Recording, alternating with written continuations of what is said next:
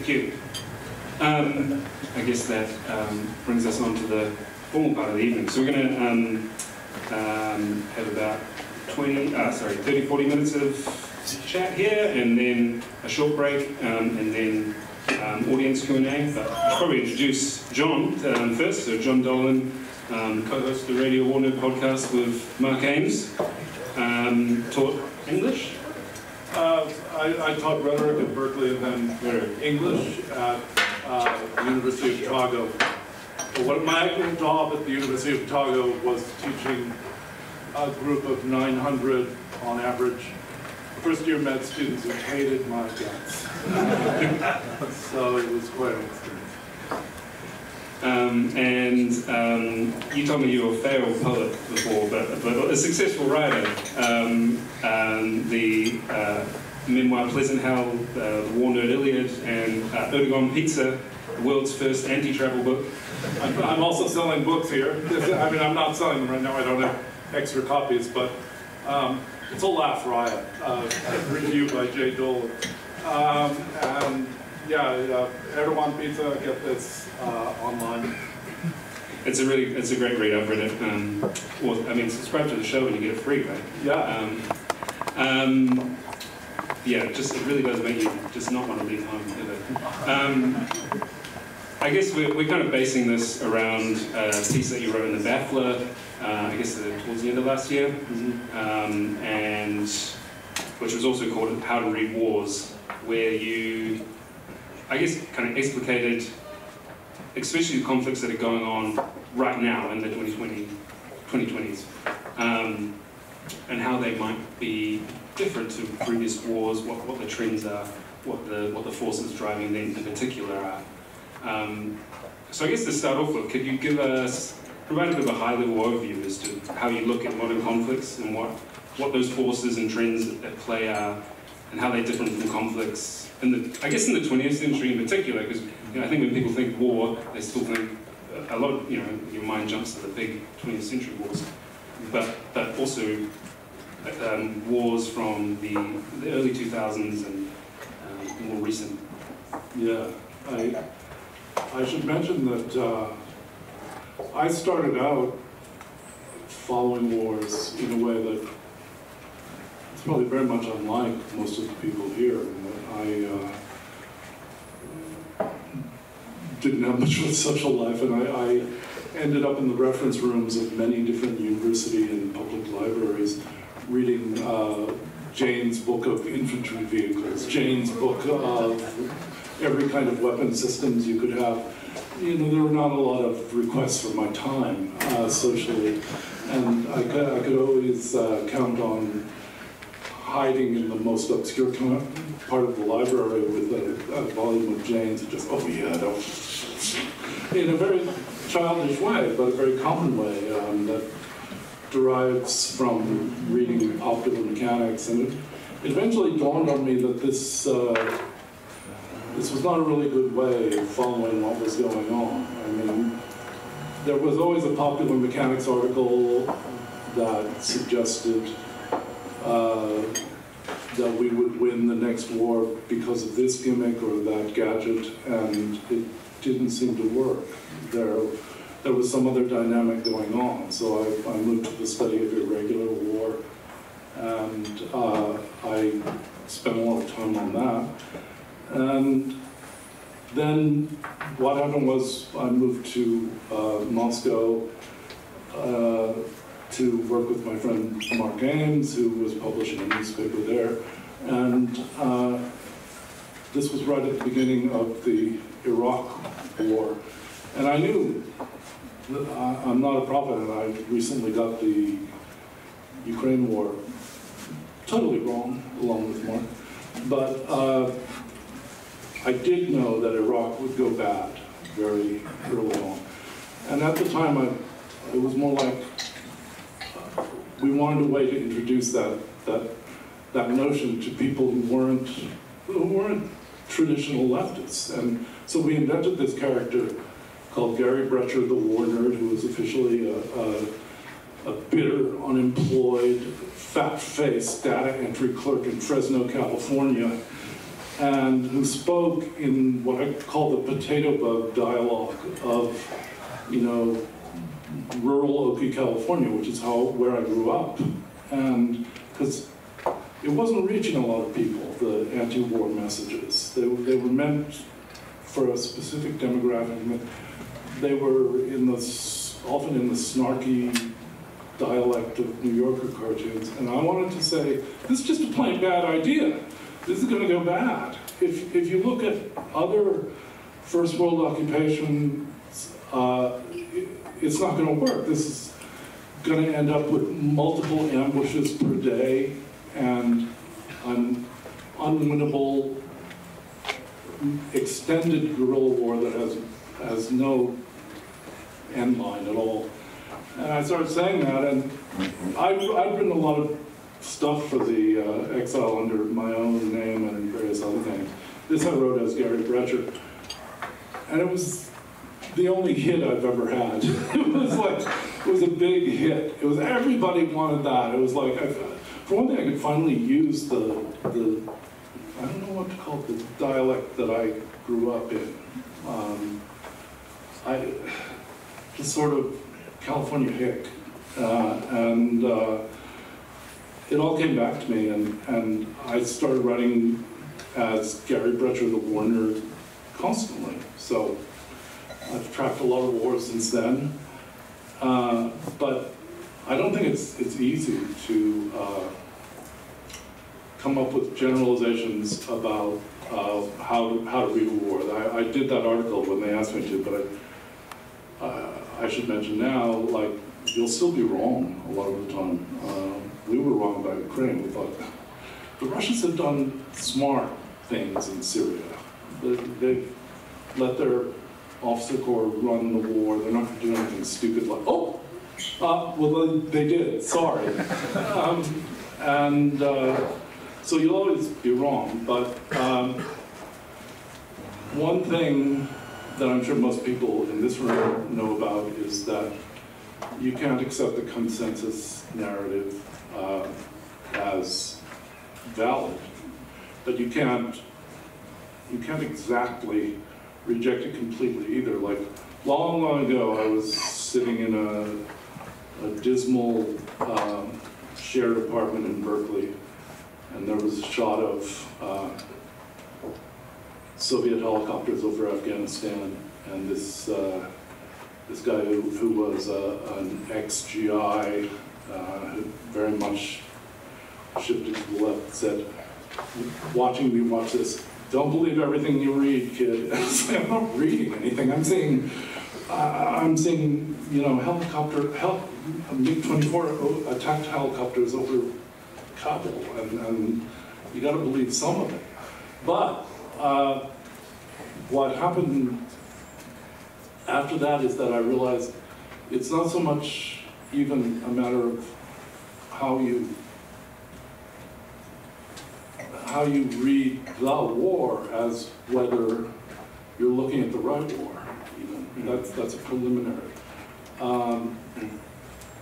No one was looking at Yemen, and more than 1 million people had probably died there, mostly children.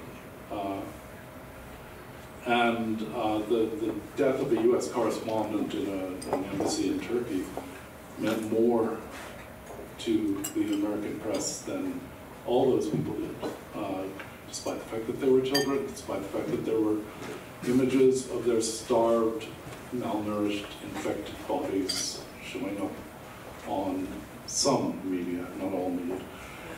And they kept saying 10,000 have died in Yemen. And the thing is, they said that in the first year of the invasion. They said it 10 years later. The number never changed.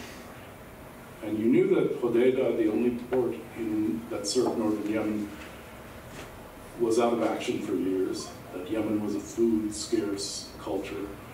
And you knew that people had to be dying in much greater rate, but that number never changed. So what I think, and this has been the result of studying other famines as well, is that the first thing is, are you watching the right war in the first place? Like, the war in northern Ethiopia was going on at at the same time. But no one was watching it. no one was watching it, and no one bothered to watch it. They turned off the cell towers, and that was it. But you can get around turning off the cell towers if you're a really avid, devoted news media person. But no one much cared that. Tigray is a landlocked province, and it's bad luck to be landlocked. It's bad luck not to have a very stark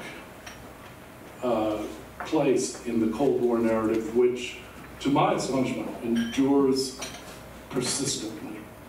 And Ukraine fit that. Tigray did not fit it in any easy way that most people seem to understand. And so there was no interest. As I was saying before when we were talking about this, I was in Toronto. Catherine, my wife, and I were in Toronto when there was supposedly a Tigrayan demonstration, and maybe 700,000 people have died in Tigray. And the Tigrayans, who feel a little freer, I think, in Canada than they do in the US, had organized a demonstration for it. And we went to this demonstration, and all the way there were flags with yellow and blue, cars with yellow and blue flags coming out of the windows, and people honking and yelling and cheering. We got to this demonstration, and there were maybe 24 Tigrayans, at least a dozen cops, no spectators. And so the first question is a matter of attention. I mean, are you looking at the right war? And it's not easy. I mean, Burma, Myanmar at the moment is very hard to look at. I've tried, but you know, there's a million ways to go wrong, and we try hard not to be wrong. But the media's direction of attention may not be the right one. And then, of course, there's the survival of ideologies from the past decades. That has been a really striking thing to see for someone as old as me. Like, as I was saying to somebody, I grew up when the United States thought of Europe as war-weary to a fault, and literally to a fault, like, you know, will they even defend themselves? And that has changed, that has turned right around to a degree I never imagined possible. So whatever the consensus is, whatever the stasis is, it's not likely to last as long or to be as rational or monolithic or commonsensical as it seems. Why is the media, you mentioned the media, why are they like that? Because they're just an ideological apparatus? Like, are they, you know, one of the themes on the show, of course, is how self-serving the media are. Yeah, well, a lot of people in the United States media, which is the only one I can talk about with any degree of knowledge, are pretty mainstream people, and they cultivate their sources, and they believe what they hear from their inside sources. And they grow up with a version of reality, as everyone does, and it's a big stretch to defect from that reality. I mean, Americans have grown up, for example, with the idea that the IDF is a scrappy little underdog that is protecting a people who were almost exterminated, which is true, and that therefore their cause is just. It also happens that the IDF has multiple ties, very, very close ties with American military and intelligence insiders, to the degree that they're pretty much joined at the hip. So that when the massive retaliation in Gaza started, most of the American media was on a back foot. And what happened was non-elite people started, people who were too young to be part of the elite, who were Arab American and therefore most likely to be outside the elite, started saying, this is massacre, you can't do this. And there was a tremendous discomfort about that because it was running up against generations of momentum. You will generally find that, and this is just grim common sense, the people who are going to be subject to massacre, artificial famine, and other annihilation strategies by the elite are not very popular anyway. It would be rare for that to happen to a popular case. There was this 19th century Victorian guy, his name I can't remember, who actually said, it is impossible that there will arise any society for the abolition of vices which are part of the life of the elite. Because he was talking about the elimination of various working class entertainments, many of which really were cruel and sleazy. But as he said, the vices that afflict people who really matter, they're not even going to break consciousness in most people. So, yeah, and you, I mean, I'm just reading at the moment Late Victorian Holocaust. I mean, which is a Mike Davis book. It kind of covers that ground in the late 1800s of how famine is. You know, famine is never just a natural occurrence. Right. It's always a man-made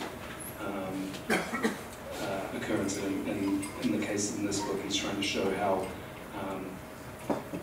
that in the age of capital, how that is, you know, really getting into gear and bringing these, you know, peasant populations into the world market, and then kind of they end up in these horrible situations, you know, with horrible famines. Yeah, I'm sure somebody here knows the answer because my memory is sadly decaying in the last few years. Who's the Indian demographer who won a Nobel for the fatality of... Yep. Was it Andrita Roy? No, not Arundhati. Sin. Sin, yeah. Sorry. Yeah. He's done a lot to prove the tactics of famine and the lethality of artificial famines, to show that they were not oversights, they were not accidents. And then Mike Davis did this really, I'm sure a lot of you know it already, but Late Victorian Holocaust is a truly frightening book. I mean, a lot of things get described as frightening, and they're not frightening. But, I mean, I remember going to the exorcism, and I was coming from a hardcore Catholic background, and it was like, you guys think that's scary? What are you talking about? But Late Victorian Holocaust really is a scary book. You'll never read Victorian literature again the way you used to. It's like, because, and that's really my point, I guess, that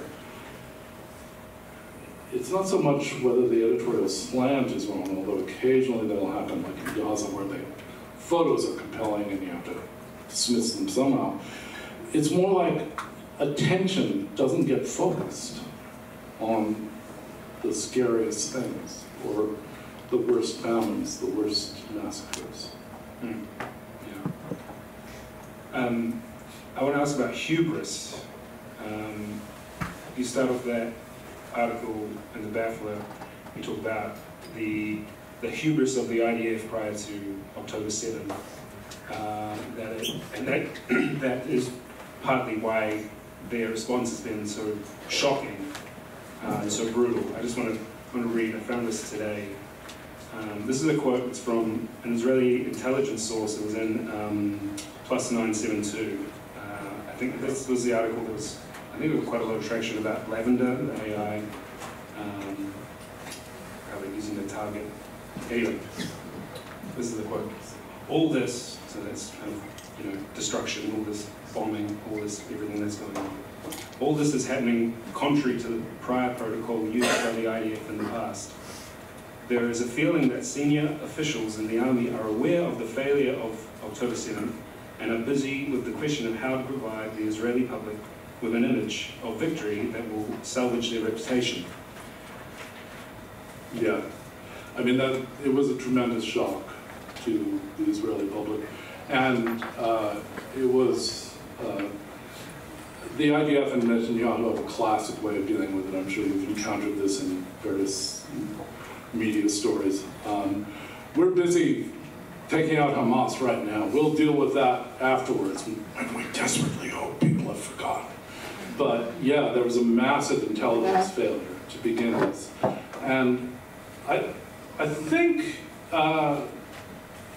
the professionalization of the IDF actually has a lot to do with this. It prided itself as being a citizen army where everybody served, but that's changed over time. And there's been some gender segregation as well, so that a lot of the people who were supposed to do sifting of the photo reconnaissance, because every yard in Gaza has surveillance, like 24/7. A lot of them were young female conscripts, and they were kind of, the impression I get is that they were kind of condescended to by the IDF elite. And because there are documented cases of them saying, they've done like 57 battle drills in the last week. Shouldn't we do something about that? Or like, there's 12 pickup trucks like parked right next to the wall. Like if they blasted the wall, wouldn't that be a problem? And these older, predominantly male officers in the IDF are saying, effectively, don't you worry your pretty little head about that. And there's nothing going on. And sure enough, there was something going on, and pretty massive going on. And so now that's been reduced in this classic standing Army officer corps way to, we'll deal with that after the battle is over. And meanwhile, yes, I think the vengefulness of the IDF's behavior in Gaza has a clear origin in their shame at the initial breakthrough out of Gaza. And maybe they're compensating for something beyond that, as in they killed a lot of Israelis with the attack helicopters when they went in to the kibbutzes and the music festival. And that was policy. That was like, don't bother trying to discriminate. You've got a 30mm Gatling cannon. You can't discriminate anyway. Just kill everybody, and we don't want them taken as hostages anyway. Because a hostage, I mean, the IDF policy is, we do everything to get our hostages back, and that's been a point of elan for them for a long time. And the truth is, it's tremendously complicated and expensive getting a hostage back. And the IDF has frequently had to do very one-sided deals, like 500 to 1. Yeah. I mean, it's to the point where I think I saw today, like even Nancy Pelosi saying, well, we walked out on Netanyahu, and he needs to, even the families that have hostages want a ceasefire and want them returned. It's, but his reception in the U.S. Congress is astonishing. I think the U.S. polity is beginning to split up in a marked way, and you see a lot of anxiety about this in CNN, New York Times. They don't quite understand how people are responding. they were very ready, and have always been very ready for a caricature, hick, bloodthirsty public of the nobodies who are outside their audience. But they're not prepared for the nobodies saying, no, we actually don't want any more wars. It's like the NYT editorial page that wants more wars. Now, that threw them curve. That was like, what? No, you do redneck warmongers. That's your job. And they just weren't willing to do it. Yeah. Well, everyone's got the bragging point, I guess. Yeah. Something that, and you kind of touched on it a little bit, something that comes up on the podcast a lot are the various national lobbies. I'm sure folks have seen, it's been an overdrive of how the Israel lobby works. There are some really great documentaries. I think there's an Al Jazeera one in particular that focuses on Corbyn's Labour Party. It's quite good. But, I mean, you also talk about the Turks and the Qataris. Like, yes, there is the US hegemony, but then, and everyone who is ostensibly part of that clique has their own interests that run counter to each other. Yeah. I'm wondering if you can kind of speak to some of that. Yeah, well, that one is a very sleazy and complex issue, but I don't know if people here, I think some people do know Issa Bloomy, who has worked a lot on various foreign lobbies in DC. But when we interviewed Issa Bloomy, he was talking about different factions of the Democratic Party that basically are bound by the scale of the donations they get from Qatar versus Saudi Arabia versus the UAE to back different factions within what is seen as generally a Sunni Arab oil power bloc. It's seen as monolithic. Yeah, it's not monolithic. Even within a single party, there's the Clinton faction, I gather. But beyond that breakup, there's the fact that the Turkish lobby is extremely powerful, extremely competent, mainly through bribery. You can just give a lot of money to foundations, and Turkey has a big enough economy to do it. The UAE has a very big lobbying, and I mentioned in the article that I wrote for BAFTA that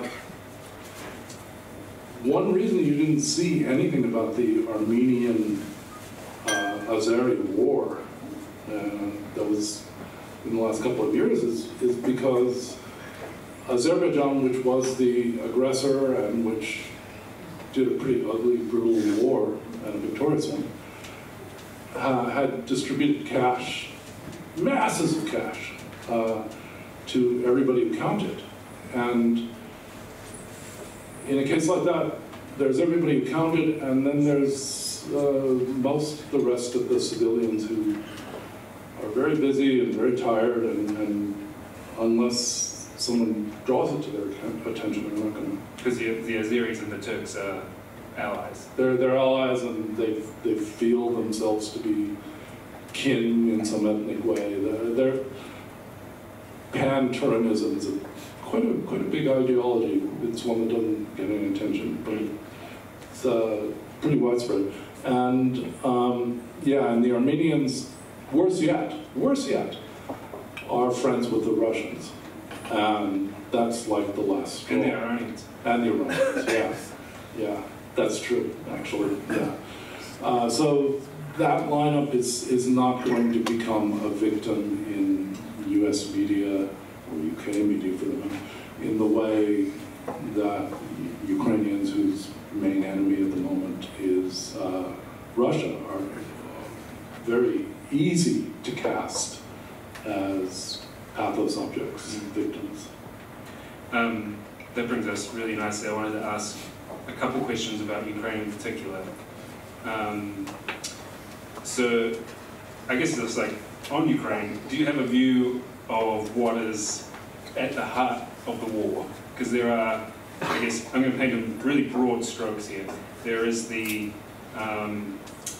war happened because of continued NATO expansion up to Russia's borders. And then there is it's Russian aggression, and we have to back the Ukrainians to the hilt because they have the same values as us. I'm pretty partial to the analysis of Vladimir Yanchenko. I think you talked to him. He was on the show. Yeah. So he kind of reframes what gets framed as an ethnic conflict in Ukraine that started, from Maidan. It's the conflict between the Ukrainian-speaking West and the Russian-speaking East. He does away with that, and he looks at it through a class lens of a more sort of there's in the what's he called national liberals and the political capitalists, the oligarchs. Yeah. The conflict is about what mode of capitalism is going to predominate in not just Ukraine but in post-Soviet space. So it's this Ukraine is just the battlefield for this conflict. I think that's kind of compelling. I'm not sure. I mean, I'll just lay my position out that I think it's dangerous to not to say that ethnic consciousness is illusory, which perhaps in some ultimate sense it is, but to act on that, because that can get you killed. I mean, it may be illusory, but it's armed, and it is out there, and it's powerful. So I don't dismiss the Ukrainian versus Russian angle, but I think it's more a matter of setting up a new elite that will have access to the tremendous, tremendous windfall of a Western consensus, a NATO consensus, that's eager to distribute money to anybody that can tie down Russia or in a nasty war, as it was eager to distribute money to anybody who could tie down the USSR in a costly and losing war in Afghanistan. And when that, I mean, Ukraine is really poor, right? It's bleeding population, it's losing money, it has very few industries that are even worth keeping in a Russian sense. I mean, my co-host on Exile was working for a Russian industrialist during the 1990s, and he saw a lot of things, and like people just walking into a factory and saying, this is ours now. And the thing is, a lot of those factories, whether they were oil or mineral or just beer, a lot of them were beer, were very valuable and will continue to be valuable. There are not a lot of those in Ukraine. There is a new source of income, which is income from the West for being a nationalist and for getting in the Russians' way, because there was a tremendous, and this is something, one of the weirdest things to live through in the past couple of decades, especially if you're as old as I am, is the resurgence of militarism in the West. I mean, it never died in the US, but there was a question of where do we do it now? There was an initial euphoria after the USSR dissolved, and then there was this lingering sense of, well, what do we do now? You know, like, what is all this stuff for? Russia, the USSR, was left with what they called themselves a sea of rusting tanks. But there was a similar loss of purpose in NATO. I mean, like, why is there NATO? For half a century, we've been saying there's NATO because there's this sea of what were at the time not rusting tanks, just east of the Fulda Gap. And supposedly they're ready to have dinner in Antwerp if they ever get the signal. But now that's pretty clearly not the case. And what is our purpose now? NATO has tried various other errands as defining its purpose, like everything from Serbia to Middle East. Libya was officially a NATO project, but that doesn't generate a lot of enthusiasm. The Ukraine project has generated tremendous enthusiasm in Central and Northern Europe, to the point that, as I was saying before, like, people who once, countries that we once thought of as being symbolized by Atomkrieg, Nein Danke, are actually setting up new weapons plants, because the basic weapon of the Ukraine war is the 155 millimeter shell, 156 millimeter, I think, in Russian terms. And they're just blasting them out like something out of a World War I novel at people in trenches. And you can't keep up with the demand for them. So plants are reopening outside Copenhagen, I remember, recently. And that's shocking to me, because I remember being shocked like 50 years ago almost by a Danish party that said its program for defense would be simple, that there would be a recording on a telephone saying, "We surrender" in Russian. And that would save a tremendous amount of money. I don't get the impression that kind of talk is popular in Northern Europe right now. I want to switch tack a little bit and ask about the fun stuff, mutinies and coups. On the one hand, it seems like the US just can't do a good old-fashioned coup anymore. You can't have Kermit Roosevelt running around Iran. On the other hand, I mean, we have seen some spectacular failures. Prigozhin's, I guess not a coup, a mutiny. And even recently, there was a border attempt in Bolivia. I guess like when you've got so many actors, the state, especially in like a theatre like Ukraine, the state, and official armed forces, private military contractors, non-state actors, private interests, you'd think like the room for meddling just flows. But nothing works out, it seems. No. Except if you're in West Africa.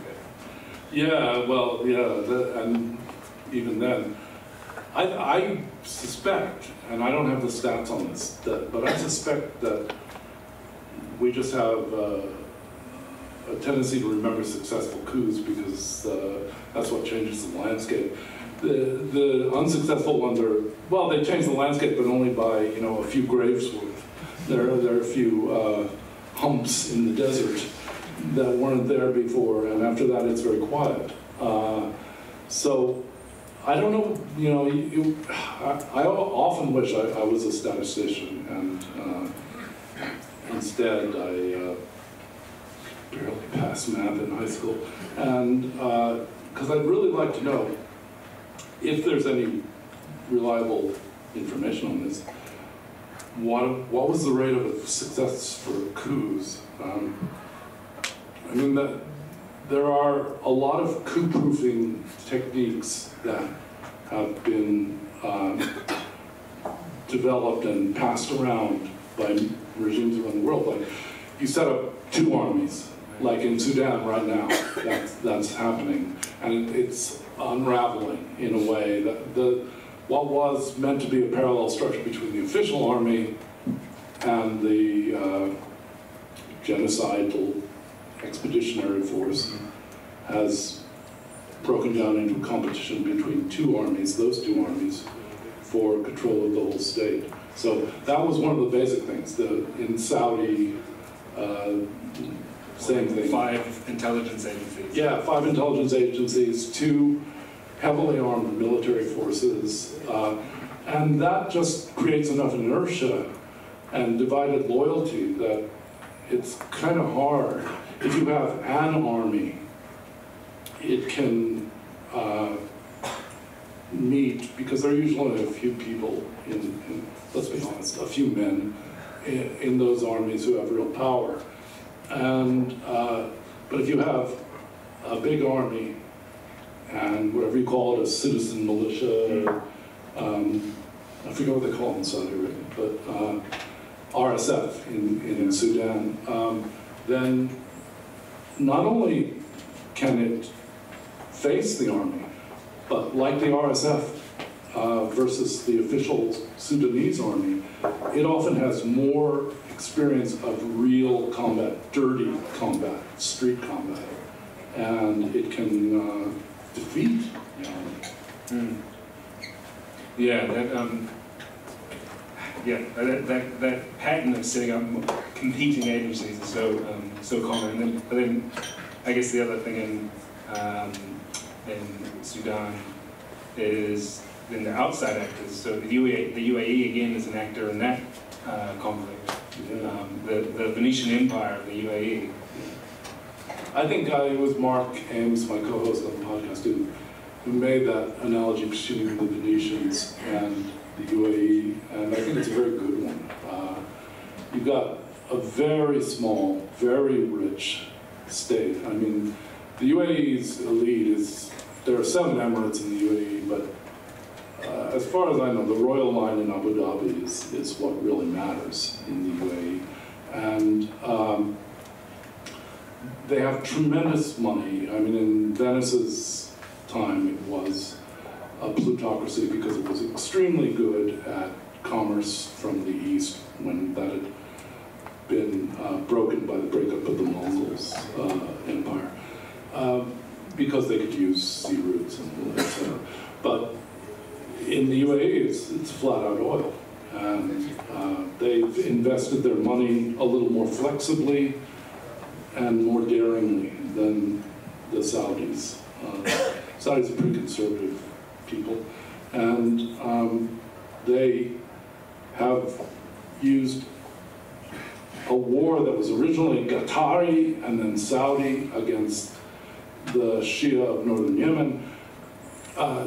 They have spread out from contributing to that to many other projects. For example, they were the ones who contributed the armed drones to the Ethiopian regime that defeated the Tigrayan advance, because the Tigrayan forces not only took back their province, but were advancing south down the main highway, Highway 1. Could you give a bit of background to the Ethiopian conflict? Just, I think because it's like 700,000 dead.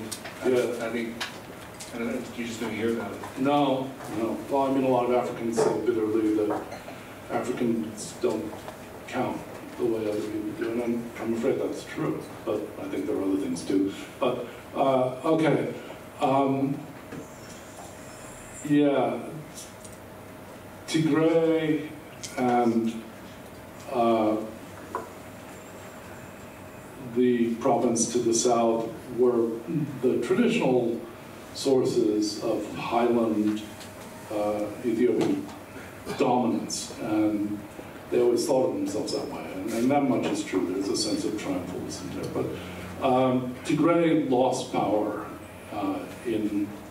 really in the 19th century to an emperor who wanted to expand the empire toward the south. Right?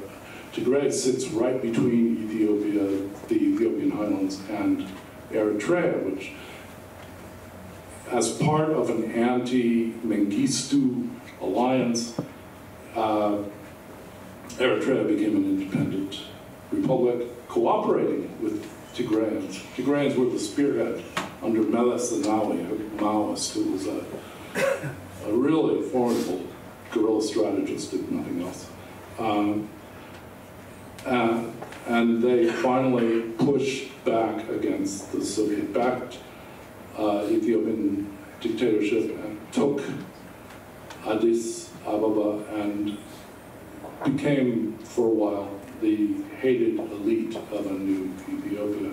So when Abiy Ahmed, who was a populist leader selected by the Ethiopian elite, of mixed parentage, came to power as a new leader, first thing he did was fly up to Eritrea, go see the Eritrean dictator. He says, if Afwerki, a scary, scary guy. And they made a deal which announced a peace. And he got the Nobel Peace Prize for it. And it's only come out, and I don't think there's any proof of this in documentary terms, but it seems pretty clear now there was a secret clause in their treaty that said, and we are both going to sandwich Tigray, because Tigray is due south of Eritrea, due north of the northern provinces of Ethiopia.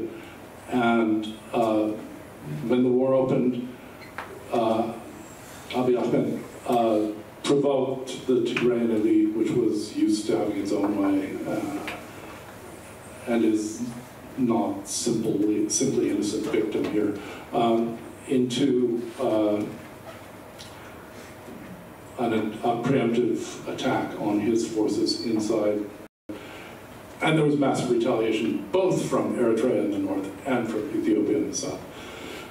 They rolled through Tigray in a few months, and it seemed to be all over.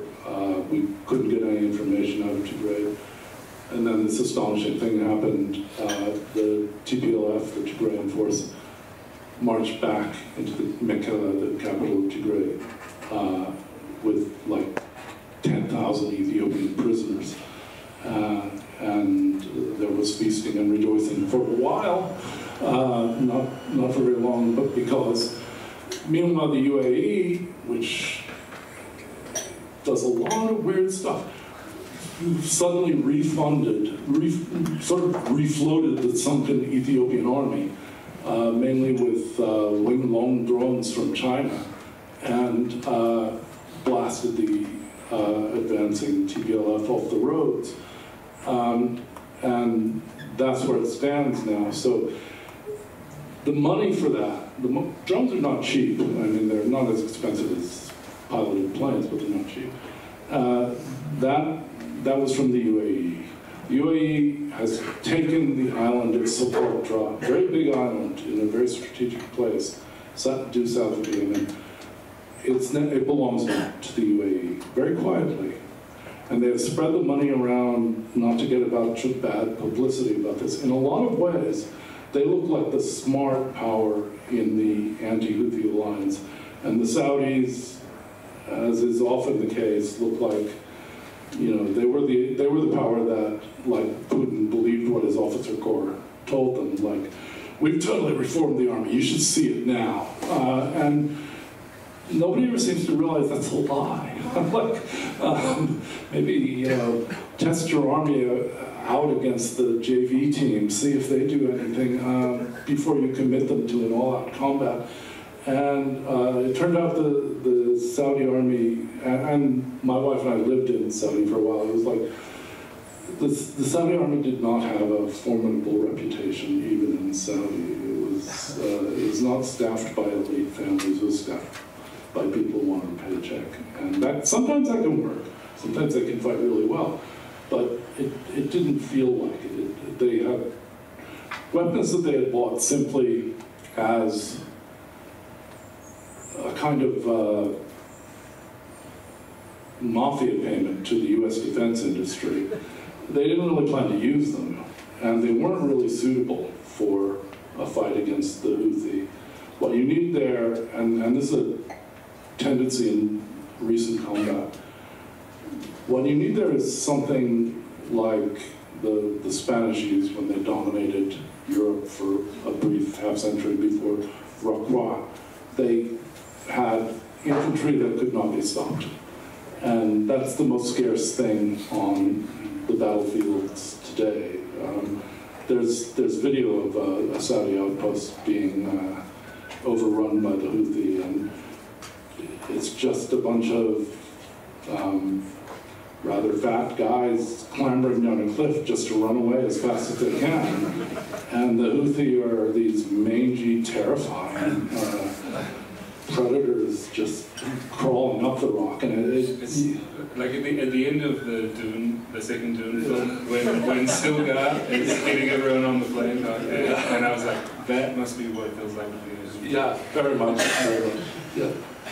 I think maybe should we just do one more question before we have a little break. I think what I put on the questions to you was, do you have a favourite war poem? But maybe a bit broader question was, what's the relationship, or what do you think the relationship between war and literature is?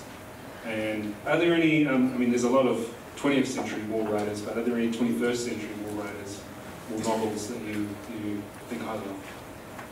Yeah.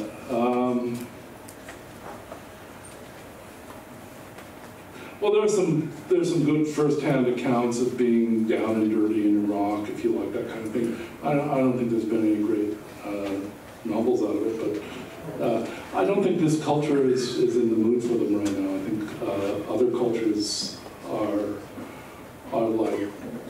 more in the mood. Russians certainly, Omon Ra and the Buddha finger. What's that guy's name?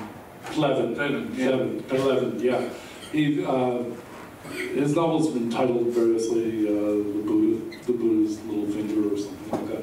It's a really beautiful account of partly of the Civil War at the start of the 19th century.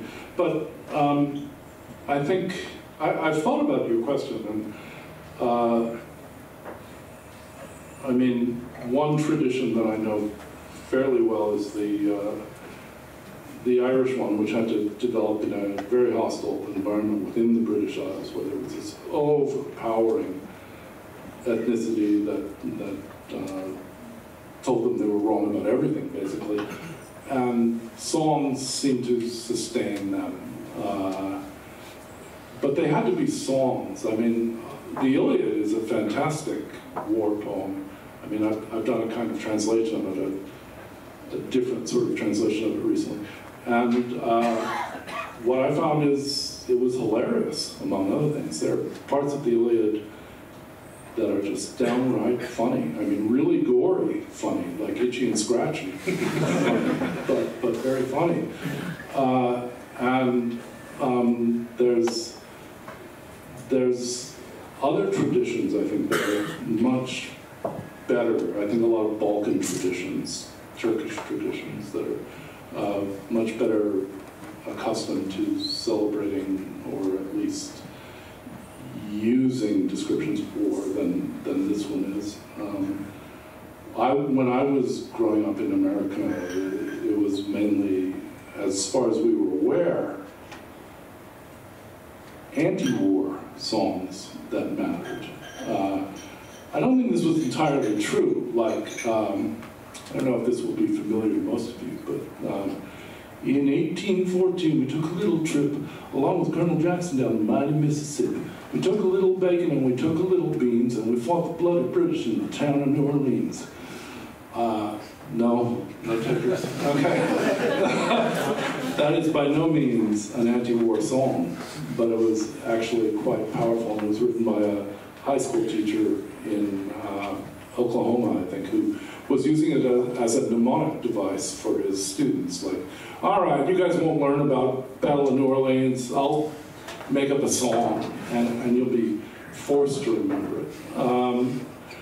And there are various other cultures using this right now, but I'm just much more familiar with the Russian tradition. And if I have the guts, I will sing a couple of verses at the end of this, of a Yegor Letov song sort of about war. Yeah. I'm just glad you didn't say Dolce et Cromes and bring back memories of my high school English. Oh yeah, yeah.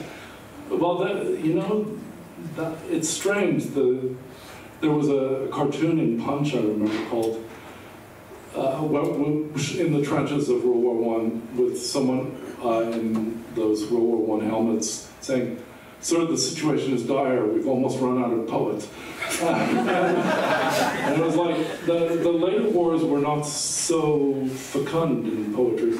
But then you have the example of World War II and the poet I loved most dearly when I was loyal to poetry, Wallace Stevens, whose attitude towards war is bitter literary envy. Like, he wrote what I think is his best book, Parts of the World, during World War II. He was, of course, far past military age. But the biggest poem in that book begins, "Soldier, there is a war between the mind and sky, day and desire and night. It is a war that never ends."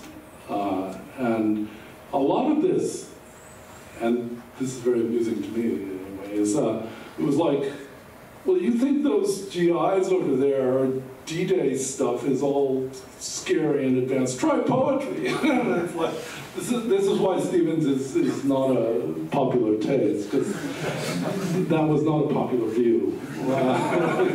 I gotta write poetry here, and you just admire these soldiers? Great. I think we might take a short break now and maybe come back at, say, I'm just going to say quarter two, sorry. And then we'll do some audience Q&A. But thanks, John. Thank you, everyone. Please refresh yourselves and we'll be back shortly.